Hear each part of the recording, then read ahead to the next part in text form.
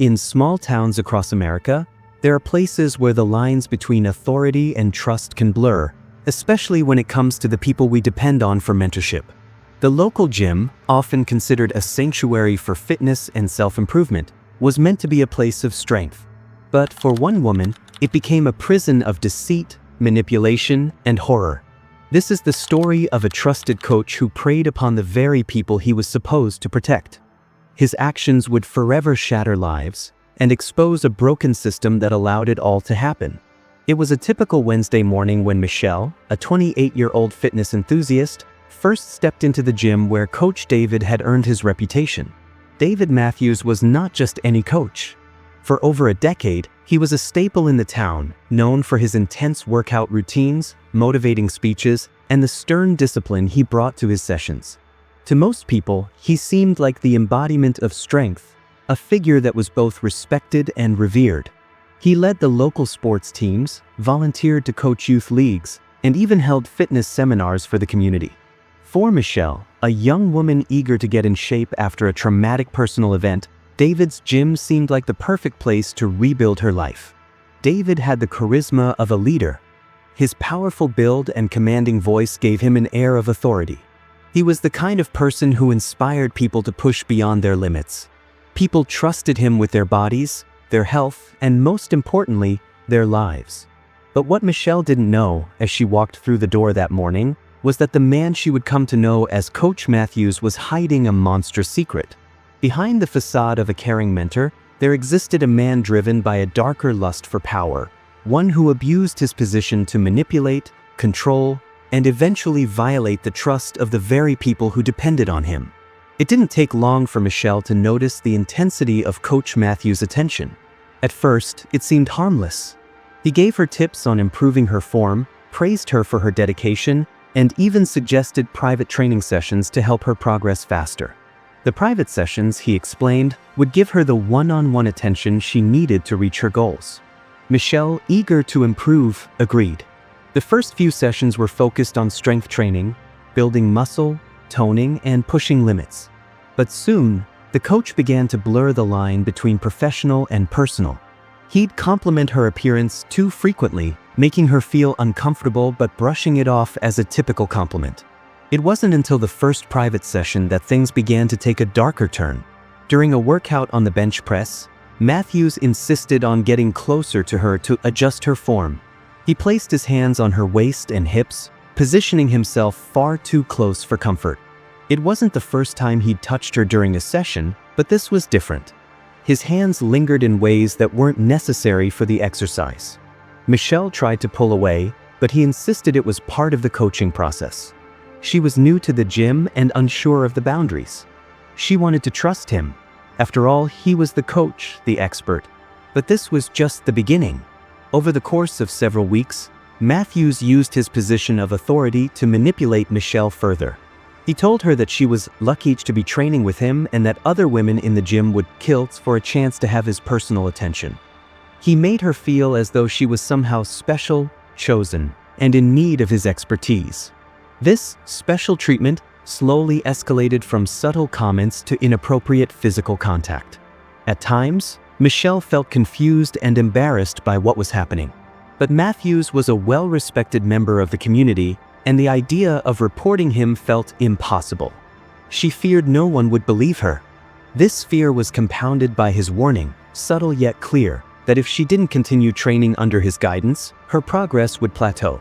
And so, despite her discomfort, she kept going.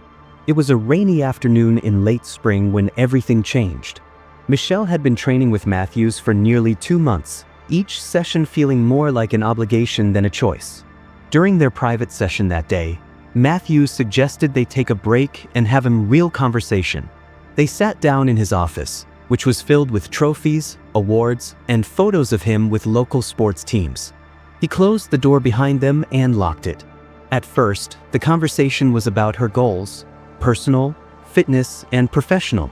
But the tone shifted when he began to ask personal questions, probing into her past relationships. He asked her about her sexual history, her current dating life, and whether she was really happy. Michelle, caught off guard by the personal nature of the questions, tried to deflect. Matthews leaned in, his gaze intense. His voice lowered as he told her how much he admired her strength, both physically and mentally. Then, without warning, he kissed her. Michelle froze. It was a violation, a blatant crossing of a line she hadn't even known was there. Matthews quickly backed away, sensing her discomfort, but the damage had already been done. He had crossed a line, using his power to manipulate and force an intimate encounter that was not only unwarranted but deeply inappropriate. In the moments that followed, Michelle tried to make sense of what had just happened. She wanted to scream, to run out of the room, but her mind felt clouded with confusion and fear. Matthews reassured her, claiming it was a moment of passion, that it was just a kiss, nothing more. He promised it would never happen again, that she had nothing to worry about. But the reality was far different. Matthews had made it clear that his power over her was absolute. He used his position as a coach to create an environment where Michelle felt as though she owed him her trust, her compliance. And that, for him, was just the beginning. In the weeks that followed, Matthews' behavior grew more erratic. He would send Michelle texts late at night, complimenting her on her body, on her potential, and asking for just a little more time with her. Sometimes he would show up at her apartment unannounced, claiming he was just checking in. His obsession with her grew, and Michelle's fear deepened. She began to isolate herself from her friends, not wanting to share what was happening. How could she explain it? She was supposed to be the one in control of her body, of her choices.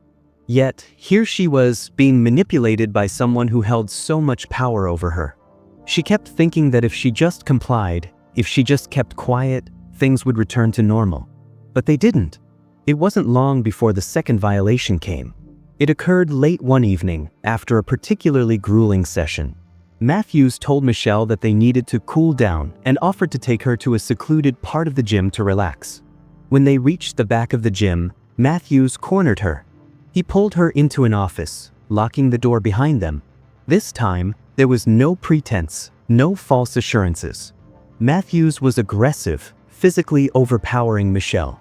She tried to fight him off, but the years of intimidation had left her unable to act swiftly. Matthews raped her in that office, using his strength to overpower her.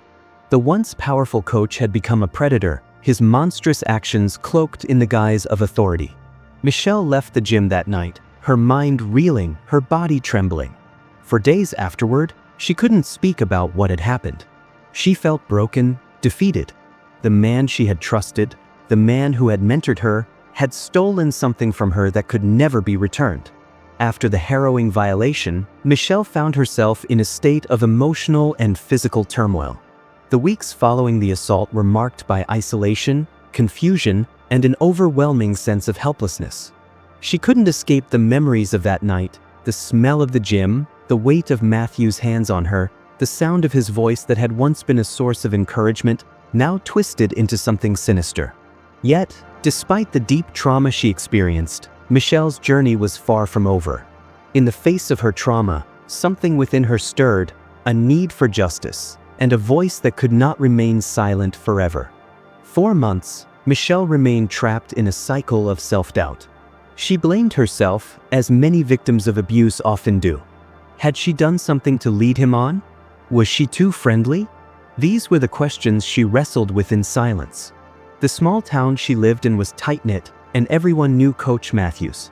He was a local hero in many ways, a coach who had molded young athletes into champions, a man who was trusted by parents and community leaders alike. What chance did Michelle have against someone so revered?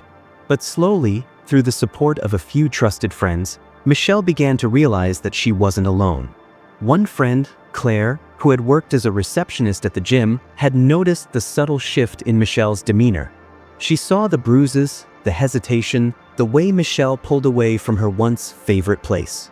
Claire had heard the whispers, the rumors about Matthews, how he'd been overly familiar with female clients, how he'd made people feel uncomfortable but never enough to make accusations. She had tried to rationalize it herself, excusing some of his behaviors as just his personality. But when she saw the damage done to Michelle, Claire knew it was time to act. Claire was the first person Michelle confided in. Through tears and a shaky voice, Michelle told her everything. The sessions, the manipulations, the violation. Claire listened, her anger bubbling beneath the surface. She was the first person to say what Michelle had needed to hear all along. It's not your fault. But even then, Michelle hesitated. Could she really come forward? Could she risk destroying the life of the man who had been so influential in the community? It wasn't until Michelle found the courage to speak with her therapist that the first steps toward justice began. Her therapist, a compassionate woman named Dr. Valerie Thompson, was the one who told her about the options available to her. She explained the process of reporting, the legal avenues she could take, and most importantly, reassured Michelle that she was not alone in this fight. Many women had faced similar struggles, and many had found their voices in the face of insurmountable odds. With Dr. Thompson's encouragement, Michelle gathered her strength. She knew it wasn't going to be easy, but if she remained silent, Matthews would continue to harm others. She couldn't live with the guilt of knowing he was out there, unchallenged, hurting other vulnerable women just like her. One night, after weeks of internal turmoil, Michelle walked into the local police station and made her report. The officers listened attentively, taking down every detail of her story. But Michelle wasn't naive. She knew that getting justice wasn't going to be easy. She had heard stories of victims who had been ignored, or worse, blamed for what happened to them. She braced herself for the same treatment. But what she didn't expect was the swift response that came from the local authorities. Detective Sam Harris, a seasoned investigator with over 20 years of experience, was assigned to the case. He had seen cases like this before: abuse hidden behind the walls of respectable institutions, predators cloaked in the guise of authority. But there was something different about Michelle's case. There was a palpable sincerity in her voice, a quiet courage that shone through her fear. Detective Harris took her case seriously from the start. He immediately began digging into Matthew's past, speaking with other women who had trained under him and examining the gym's operations. What they uncovered shocked the town. Several women came forward with similar stories, each recounting how Matthews had manipulated and coerced them into private sessions, using his position to cross boundaries.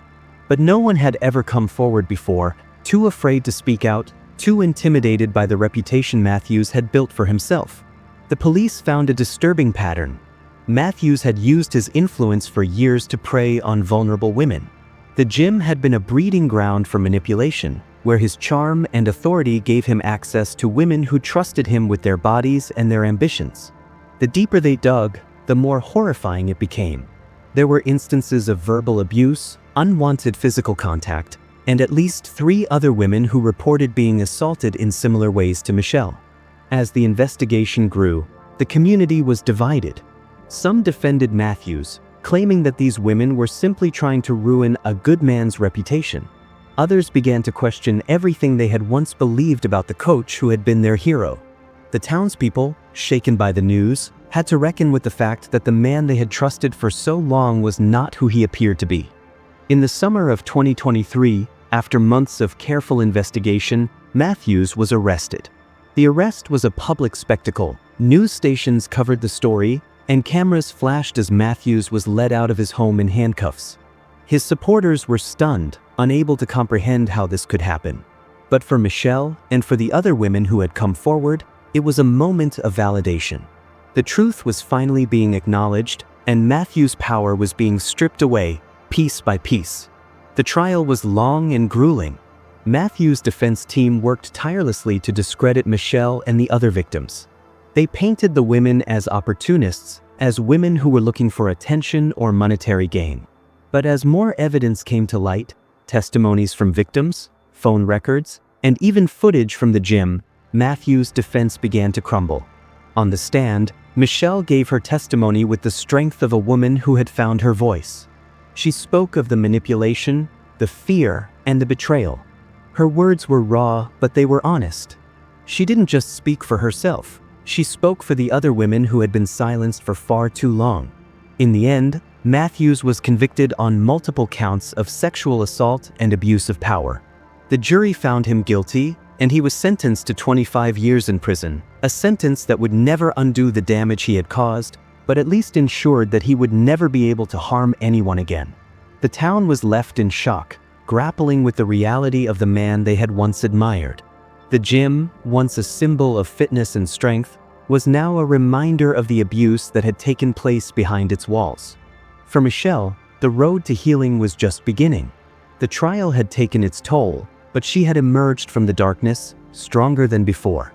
She became an advocate for survivors of abuse, speaking out about the importance of speaking up, of holding those in power accountable. Her story was a reminder that the fight for justice is not easy, but it is always worth it. And as for Matthews, his reputation lay in ruins, a cautionary tale about the dangers of unchecked power and the damage that can be done when those who are supposed to protect us become the very ones we need protection from. The gym was eventually torn down. The building that had once been the center of a community's dreams was now a symbol of the secrets that had been buried within its walls. It stood as a somber reminder that evil can exist even in the places we least expect it. For those who knew the truth, the gym was no longer just a place of fitness. It had become a place where lives were shattered, and where, for one woman, the courage to speak up had made all the difference.